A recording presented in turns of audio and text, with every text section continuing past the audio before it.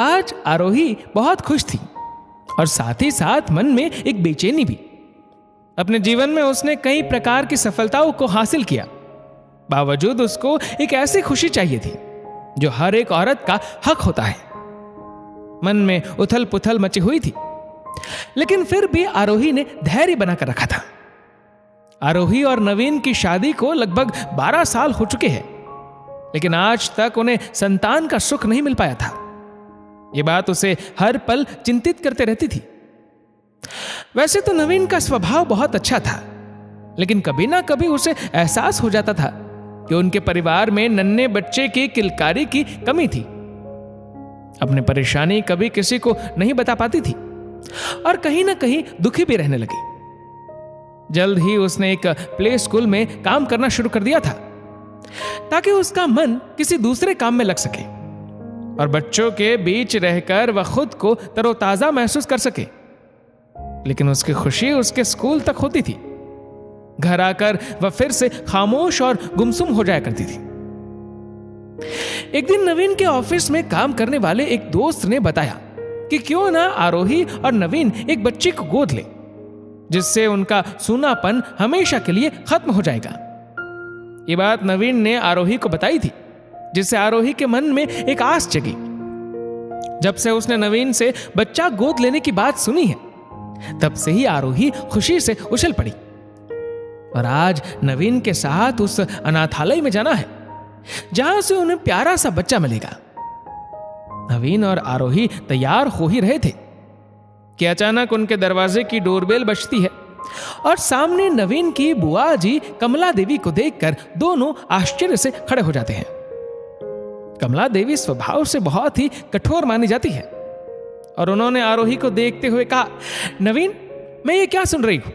तुम लोग बच्चा गोद लेने की बात सोच रहे हो, लेकिन हम बड़ों से सलाह मशवरा लेना भी जरूरी नहीं समझा तुम लोगों ने। आरोही उन्हें बैठने को कहने लगी, लेकिन बुआ जी किसी की नहीं सुनी और गुस्से से दोनों को देखने लगी। नवीन ने उन्हें समझाना चाहा, बुआ जी, आखिर इसमें हर्ज ही क्या है? मासूम बच्चे को घर मिल जाएगा और हमें हमारा बच्चा, क्योंकि अब मैं आरोही को उदास नहीं देख सकता। हम दोनों की खुशी इसी में है कि जल्द से जल्द बच्चे को घर ले आ जाए। बुआ जी ने गुस्से में कहा, लेकिन न जाने वह किस जाति और धर्म का होगा और तुम उसे घर लेकर आओगे। अच्छा, ये बताओ कि वह लड़का है या लड़की? बुआ जी की ऐसी बातों को सुनकर आरोही को विश्वास नहीं हुआ कि जिन्हें हम अपना आदर्श मानते हैं, उनके मुंह से ऐसी बातें निकल सकती है। आरोही ने बड़े ही प्यार से कहा, बुआ जी, हमें उसके जाति, धर्म, लिंग से कोई मतलब नहीं है। हम बस एक बच्चे को अपना नाम देकर उसका जीवन उज्जवल करना चाहते हैं। अगर हम ऐसा चाहते हैं तो किसी को भी कोई दिक्कत होनी नहीं चाहिए। अब दोनों बुआ जी को अपने साथ लेकर जाते हैं। जैसे ही वे लोग एक अनाथालय में पहुंचते हैं, तो वहां पर सारे बच्चे उनके पास जमा हो जाते हैं। उनमें से एक मासूम बच्चा आकर कहता है, आंटी, आप मुझे लेकर चलोगे? मैं आपको परेशान नहीं करूंगा। उसकी इस बात पर तो मानो बुआ जी को भी दया आ जाती है और वहां पर अनाथ आश्रम के संचालक आकर कहते हैं, माफ कीजिएगा, जब भी यहां कोई आता है तो बच्चों में एक नई उम्मीद पैदा हो जाती है। आप अपनी मर्जी के अनुसार बच्चा गोद ले सकते हैं। अब बुआ जी भी खुश हो जाती है और नवीन और आरोही मिलकर एक प्यारी सी बच्ची को गोद ले लेते हैं। उस बच्ची का नामकरण किया जाता है और उसका नाम खुशी रखा जाता है।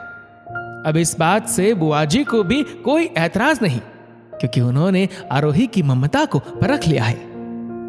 दोस्तों, हमारे आसपास कई ऐसे दंपति हैं जो न जाने कितने सालों से एक संतान के लिए तरसते हैं। ऐसे में एक बच्चे को गोद लेकर सुनहरा भविष्य दिया जा सकता है और समाज को जागरूक किया जा सकता है। कहानी पसंद आने पर लाइक, कमेंट और शेयर करना ना भूलें और ऐसी ही और भी इंस्पिरेशनल वीडियोस के लिए हमारा फेसबुक पेज आज ही फॉलो करें। धन्यवाद।